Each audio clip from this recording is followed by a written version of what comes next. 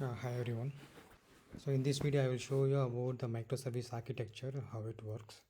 So we are using springboot3 with the latest Spring Cloud versions. In this video what we are going to create is two services, employee service and department service. In overall we are going to create 5 different services. Um, so that is service registry, the one, config server, the two, API gateway, the three, the fourth one is employee service, and fifth one is the department service. So actually we are going to create two Spring Boot web services, and how the other three services is going to help these two services. We are going to see that one. So let's start with the service registry service. So how that works, we can start with. I will show you like how this is going to work in the Postman. So in the end what we are going to achieve, I will show that one. So I'm opening Postman. This is the post call for department. So through the post call we are going to add the department, and this is the post call for the employee. So I have started employee service and department service through which I am doing this. Here I added one of the ID, department name, age and position. Let me add one more, the second employee. The department can be one, name is Kumar, age is 38,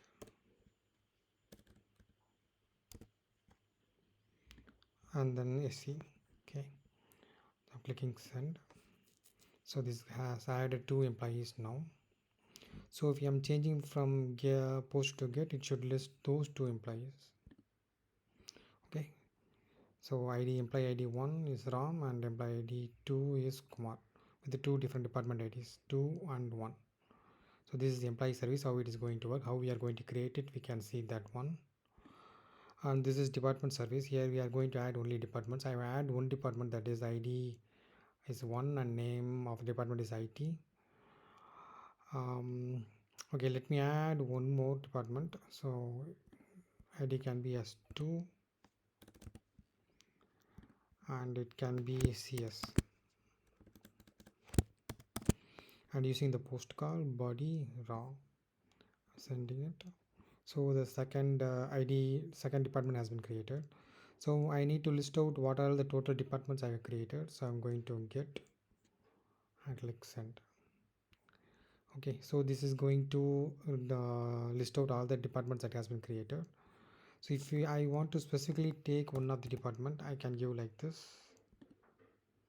So it is going similarly for employee, specifically for a particular employee ID.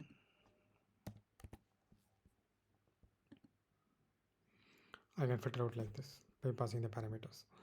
So these are two different microservices, and we should have a third service, like we need to interact in between these two services, two web services, that we can achieve by using a web client. I will show you how to do that one. And these two services should have a common service registry or API gateway.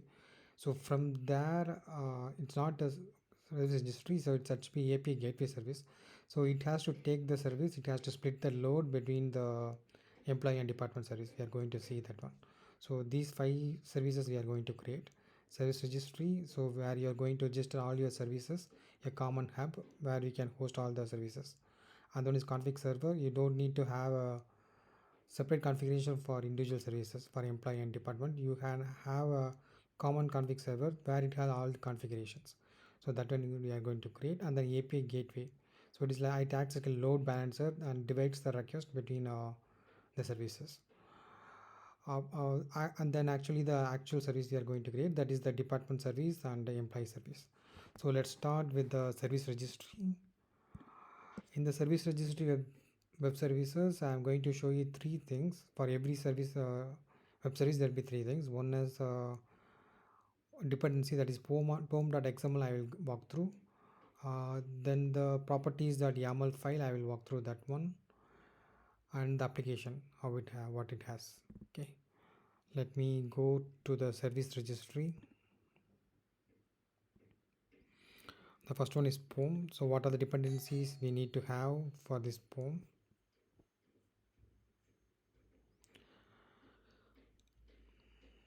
So we need to have it as a starter Netflix Eureka server. Service registry acts as a server, not as a client.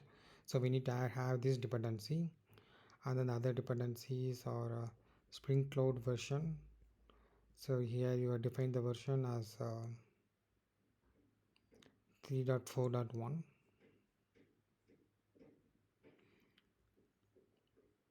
and then Spring Boot server test. So this is POM XML. So then we go to the application.yaml. So in the resources, I'm changing the um, I'm changing it to .yaml file. I'm opening the application.yaml here. So the name is service registry. It is running on the port 8761. The host name is localhost. So here I have asked to register with Eureka as false. So it should not be as client, it should be as server. So I had it as false and fetch registry as false. The service URL is default zone. So here the instance name is the local host and the server port is 8761. So this is the application.yaml, the properties of this application. And now I'll open the application.java. So here I need to add one of the dependency, that is enable Eureka server, so that it won't be as, we don't want to import as client, so we need to add it as enable Eureka server. So this acts as a server.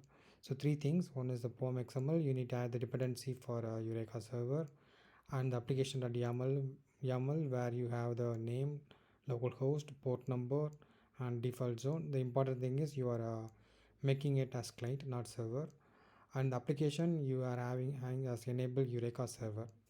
Okay, now let us run this one as a Java application. The port is 8761.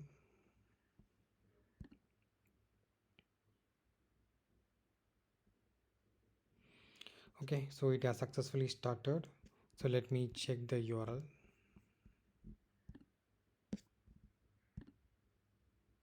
So the service is up and running. So this is the service registry.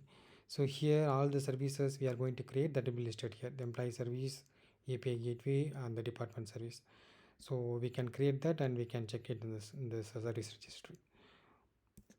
Now we see the config server. So what is the use of the config server is you don't want to have separate configurations for each service. So I'm going to register in a common config server. So let us see that. Similarly, we go for the POM XML, the application.yaml file, and the application itself. Okay. Okay, let's go to the POM.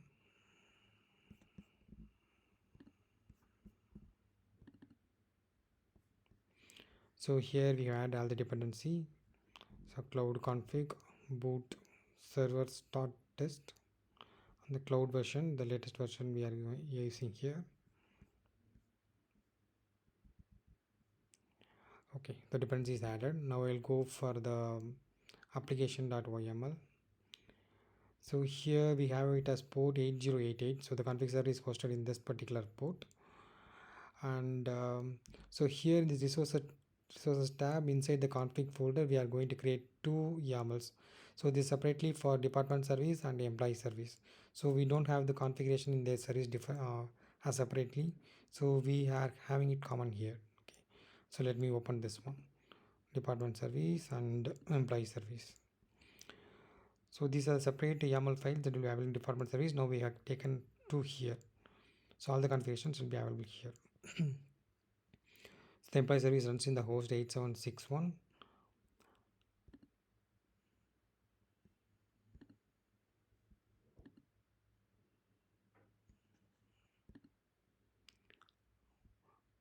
Okay, so this is the default zone where it gets pointed. So 8761 is the service registry.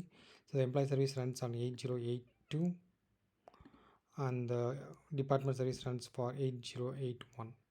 So we have the configurations here, and let's see the application how it works. And again, config server is a server, so you need to enable this enable config server. You need to do this one. So now we have all these things: POM XML, application.yaml, and we have the configurations for department service and employee service in the common folder under the resources, and the application we has given the enable config server. Now this should act as a server, so let us run this one.